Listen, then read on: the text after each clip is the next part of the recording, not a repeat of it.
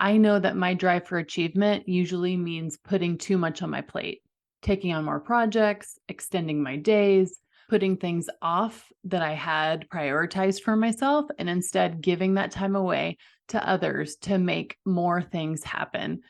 And most often, that looks like working more.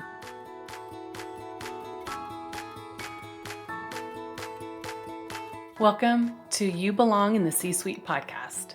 You are ambitious in life and in your career, but something is missing. You want to bring more of your passion to what you do. Because let's be honest, you pour a ton into your work, and it needs to mean more. I'm your host, Laura Eigel.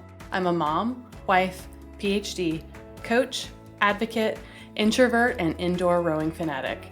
I'm passionate about living a life that's in line with my values. We'll give you the actionable tips and tools you need to lead with your values, make a difference, and have career success. The world needs more diversity and authenticity in the top jobs at organizations. Your leadership belongs there. You belong in the C-Suite.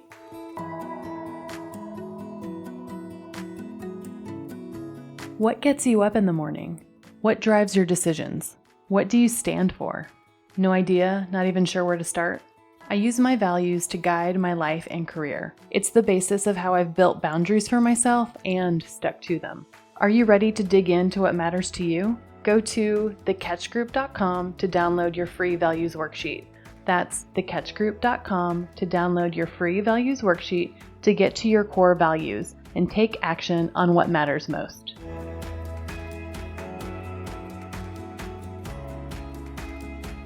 Welcome to this week's episode of the You Belong in the C-Suite podcast. Today, I'm going to talk about a theme that has come up in the work that I have with my clients. Many of my coaching clients are high-achieving leaders in high executive ranks at organizations.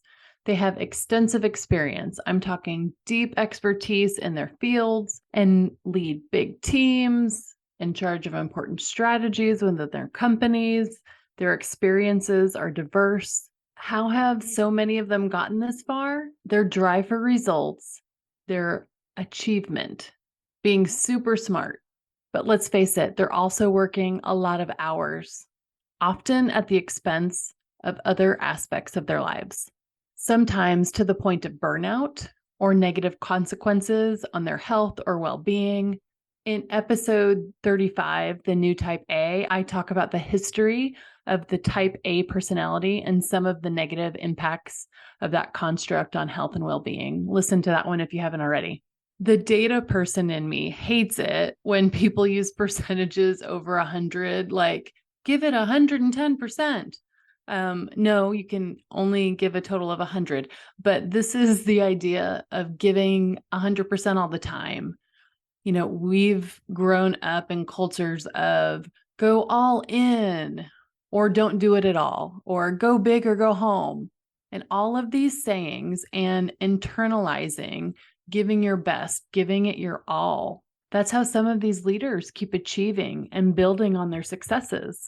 I know because I've done it. And after giving my 100%, usually I lose out on the other side of it. Lack of energy, not being there for my family or friends, or not feeling present.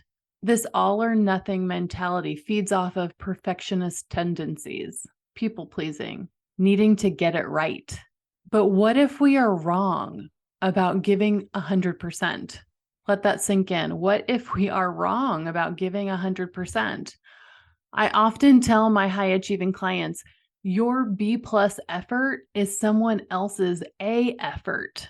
So this topic was very timely as I was talking to a client about this idea, and I asked her if she'd read the 85% article, and her eyes lit up and she said, yes, she had just read it and it really resonated with her. So I'll summarize the article for you here. So in a recent Wall Street Journal article by Rachel Feintzig called Try Hard, but Not That Hard, 85% is the magic number for productivity.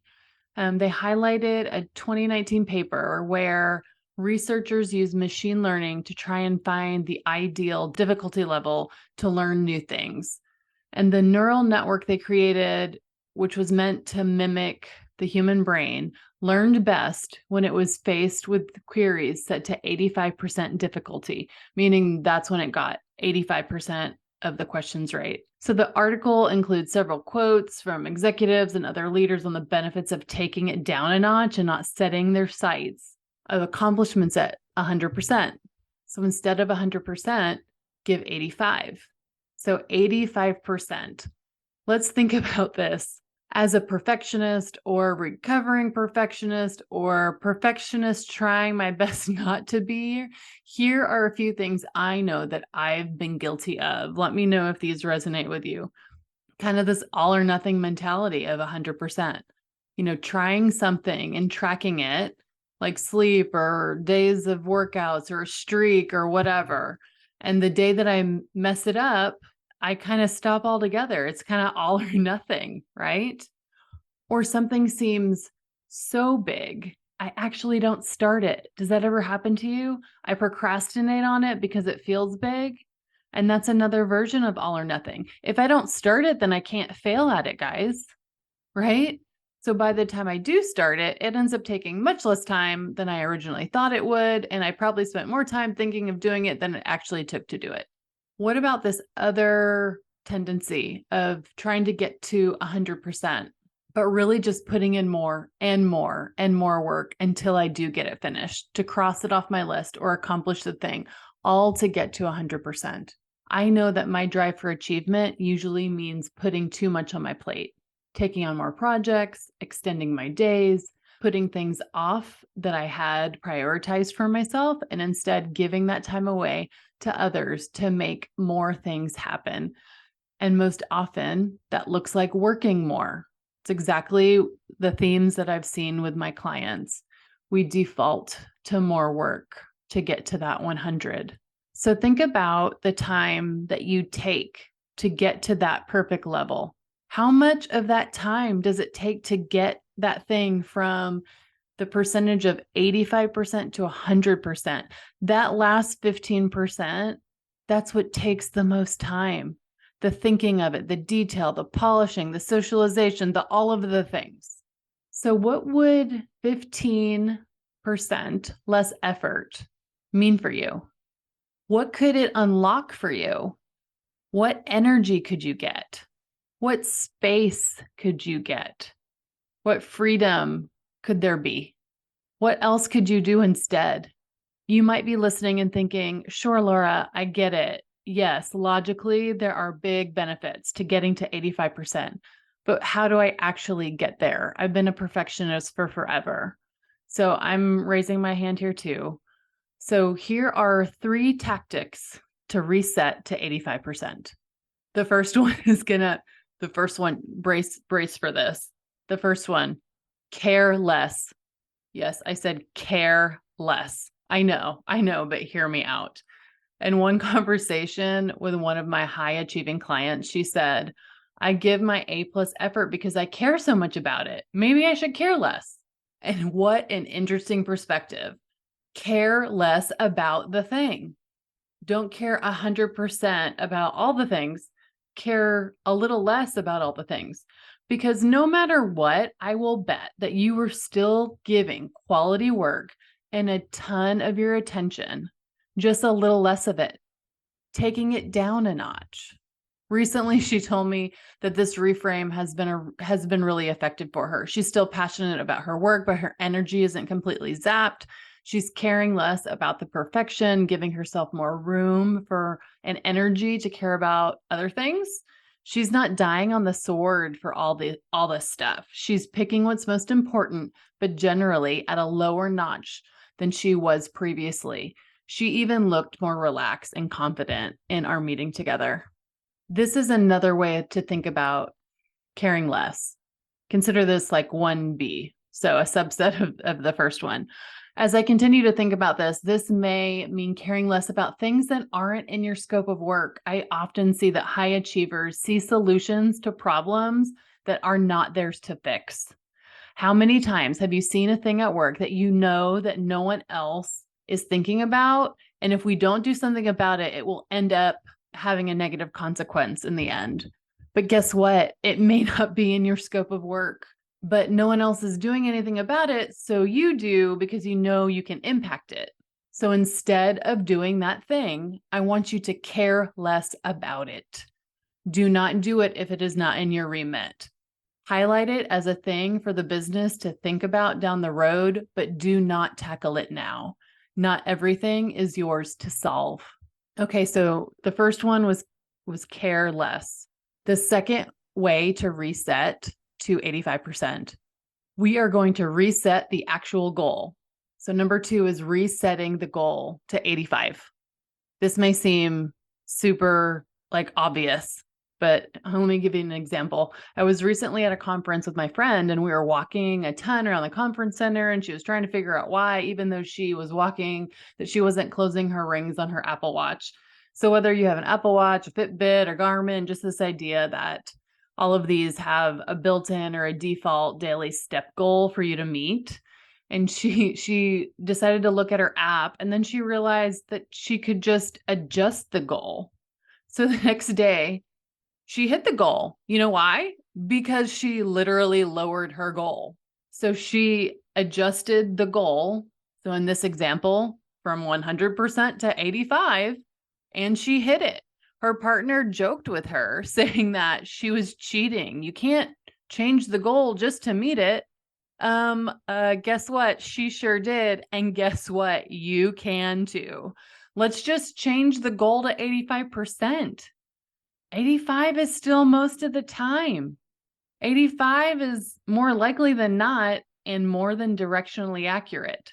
So let's change the actual goal, and I bet we'll hit it more consistently than not. The third way to reset to get to 85 is to acknowledge and celebrate the 15% less effort. So if we reset it to 85, I don't want you to automatically fill the 15% with a million other things. I want you to have space. I want you to have thinking time. I want you to notice a difference in the pace of your day. I want you to notice the things that you aren't doing. And I want you to reflect on how it feels. Maybe it feels less frenetic, maybe less intense, less urgent, less loud, less all or nothing. As an action item, start with a work task that isn't 100% urgent.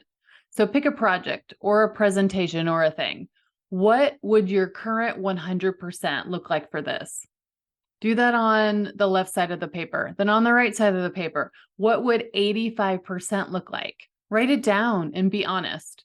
Maybe it is less hours working in a document.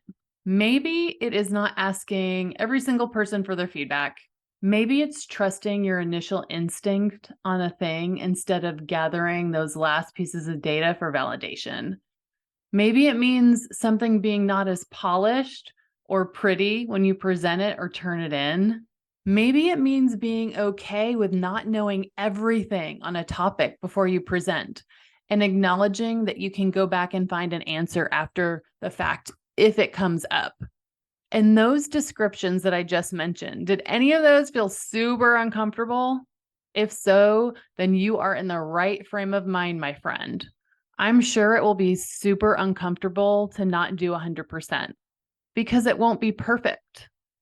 That means you won't be perfect, or that's what you'll be telling yourself. But guess what?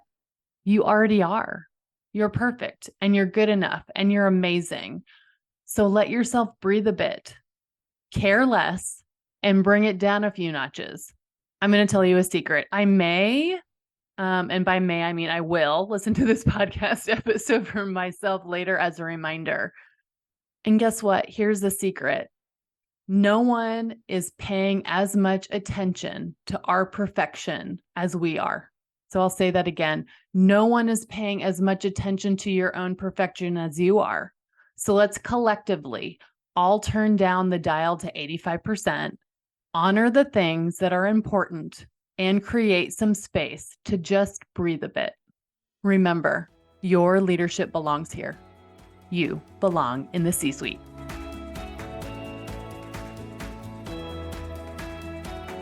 I want to thank you so much for listening to the You Belong in the C-Suite podcast. If you are enjoying this content, please remember to rate and review on Apple Podcasts. By leaving a review, you are helping others find this content. We will be featuring 5-star reviews on air in upcoming episodes. Editing and support for the podcast is done by S&E Podcast Management. To get more tips and tools to help you live a life guided by your values, go to thecatchgroup.com. Keep your boundaries and take care.